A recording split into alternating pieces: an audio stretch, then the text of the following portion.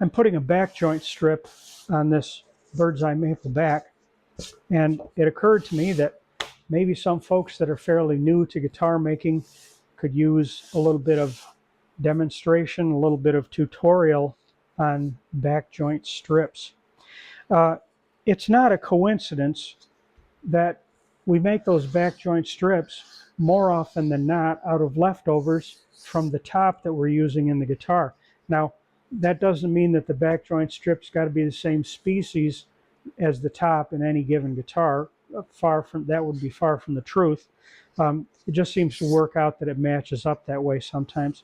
I do things a little differently. I'll show you in a minute or two.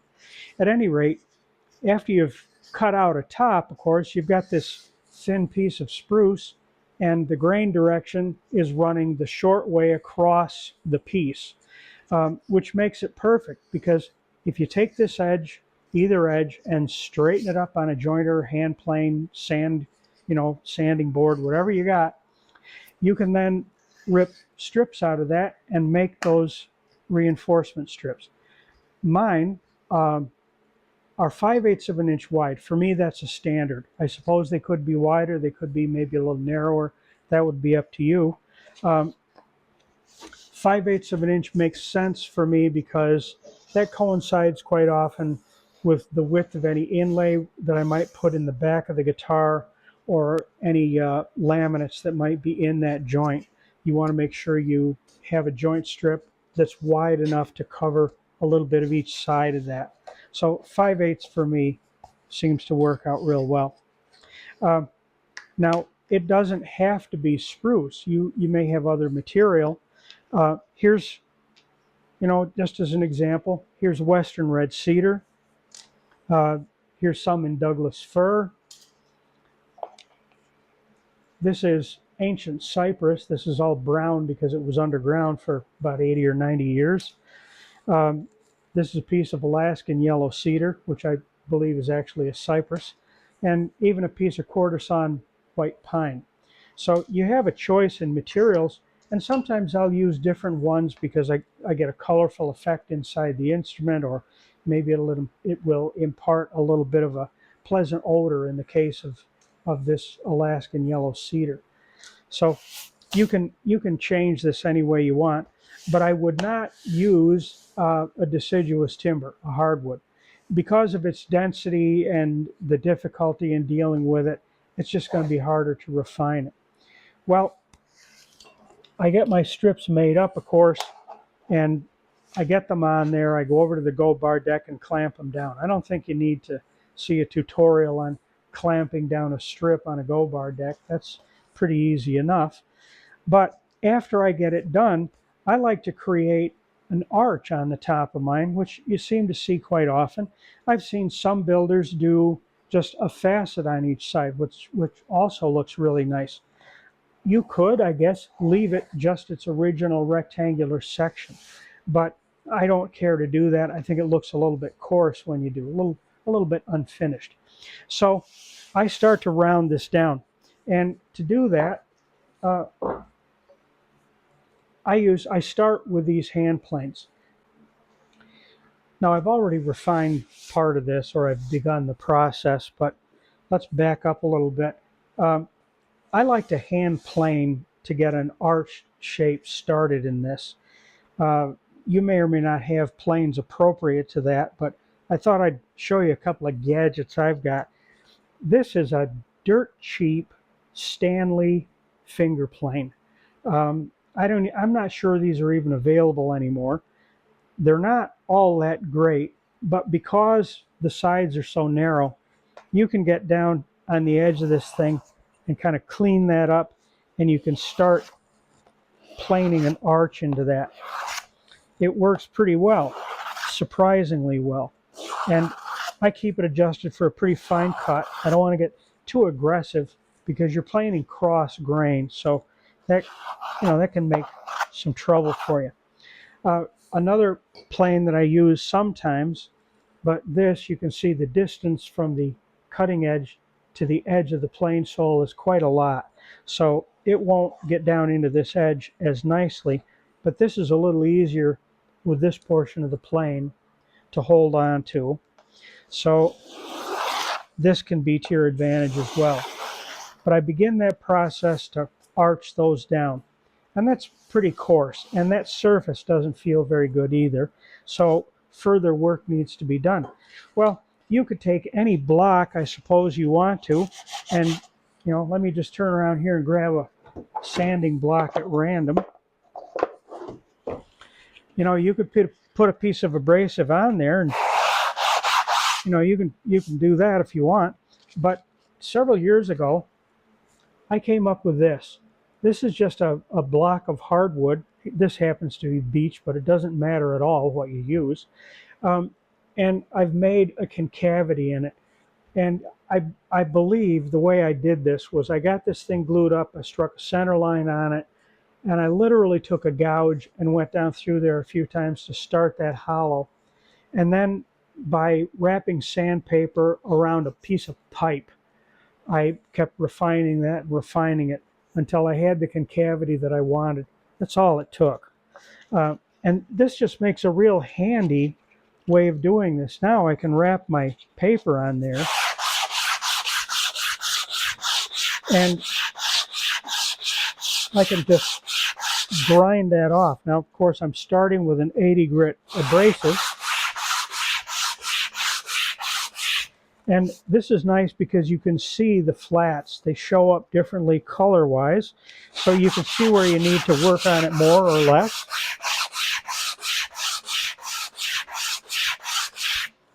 And then, of course, I'll move through different grits. Now, I bet I know what you're thinking already. Well, I've got abrasive over here and over here. I don't want to get down into that back. I don't want the abrasives to get down in there and start grinding that away. So I do have a little bit of a trick. Turning my back on the camera again, sorry. There's no reason why you can't take a piece of masking tape and run it right down each side of that joint strip, and that way if that abrasive starts to touch into that, you can see it.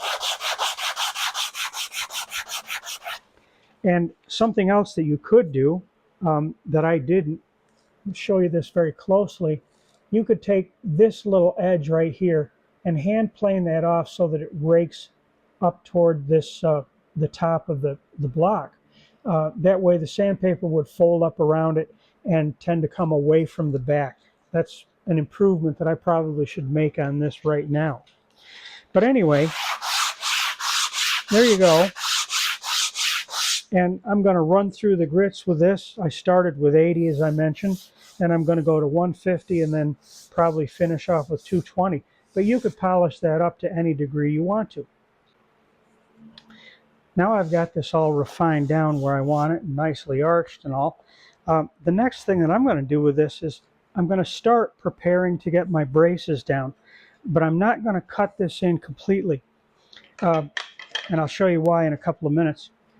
You can see here that I have layout lines showing me the position of each brace in the guitar. And I made a block like this, thin strip of hardwood that's rabbited very deeply. And you can see, and I've squared up the ends nicely. And that'll catch right over the edge of that lining strip, that joint strip rather. And if I just line that up with the line where my brace goes, I can cut that. Now, a gimmick that I figured out a while ago, some of you probably already are doing this. I put a slat of narrow wood. You know, it's about 3/4 of an inch, 1/8 of an inch thick is plenty. Could be thicker, but 1/8 is good enough. And I put just a little bit of pressure folding the halves of that back downward, because it'll help keep that saw from cutting into that back, which we don't want to happen. And you could be careful enough without all of this stuff, but this just makes a nice convenience. So I cut down in there for each one of those, and I have an X on the side of the line where my back brace is going to go. I don't know if that's important right now or not, but I just cut down into those, and you can refine those later on if you don't get them perfectly all the way down to the specified depth. you can refine that later. And see, this just makes a nice, convenient way to do this. And it's, you know, it's predetermined enough so that your results are pretty well guaranteed. Keep things straight here.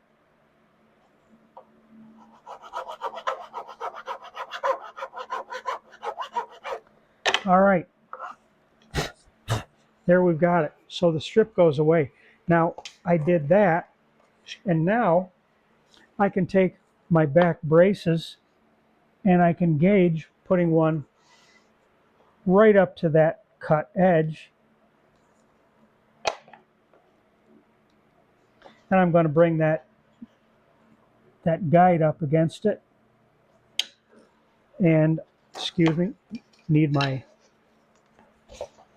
slat of wood here again. Let's try that again.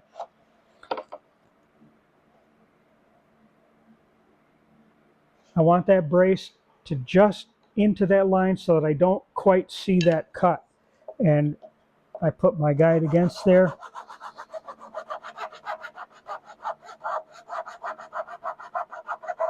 And there I go. I can cut each one of those with impunity. So now I'm going to break that out of there. And there's a lot of ways you can do that. Pardon me for turning away from the camera again, but I'm trying to fetch out a chisel here. There's a couple of ways you can do it. Now I'm going to use a 1/4-inch chisel because these braces are just 5/16 thick. But as you can see, this isn't terribly convenient with that chisel laying down there. That's kind of hard to do. But if straight chisels is all you have, then that's what you have to do. You could also do that with any 1/4-inch chisel and just keep the bevel down.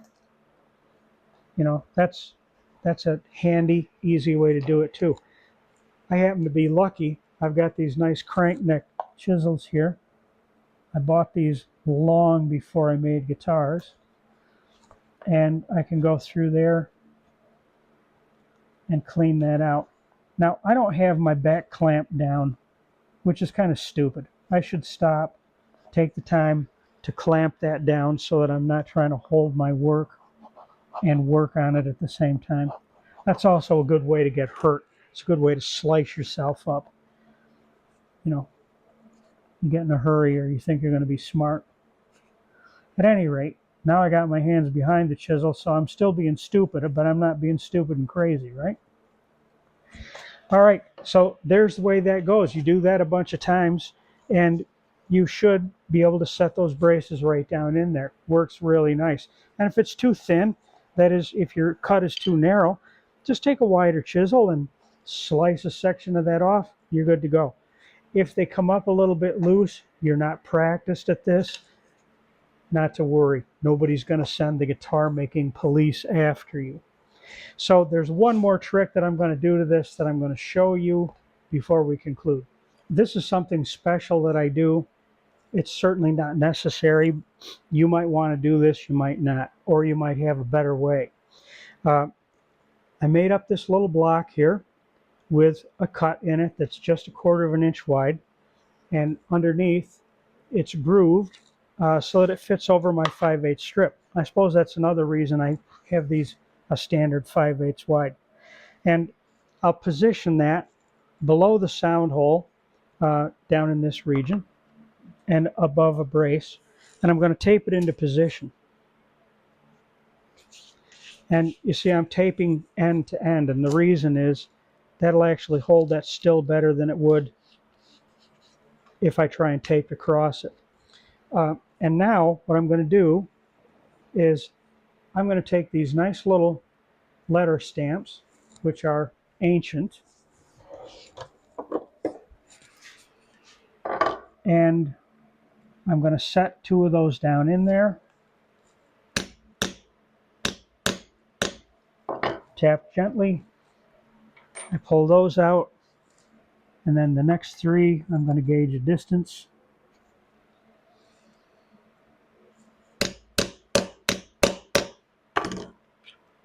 and pull those out.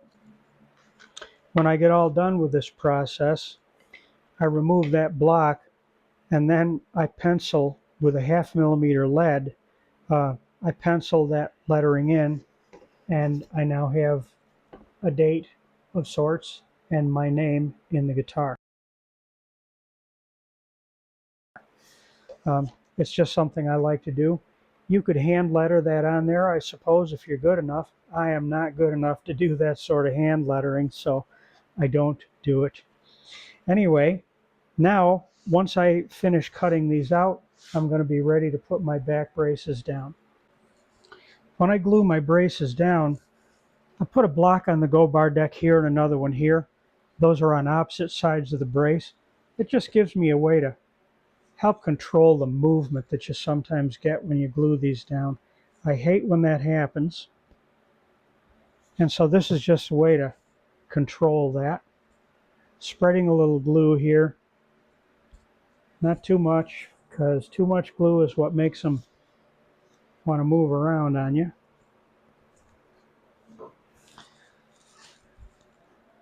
And making sure that we're centered up. Brace goes down and the go bars go in. And I hate it when go bars twist, but if you rotate them, I'm sure you know this too. If you rotate them, you can get them to stay balanced and keep their direction.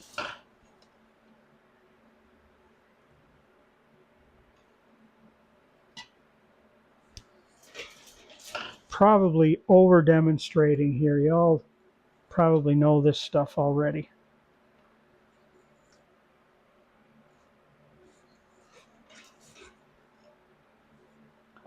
I'm not afraid to use several go bars on this. I'd rather get those braces down tight and know that I've got them where I want them, rather than having any space underneath it that didn't get glued down by, you know, 1/1000th of an inch or so.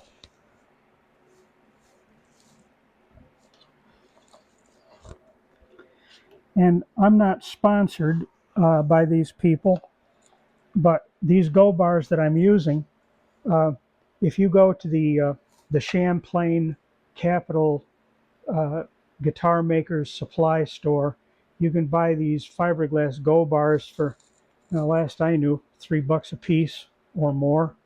But you'll find online, if you're after these things yourself, you'll find online a company called goodwinds.com.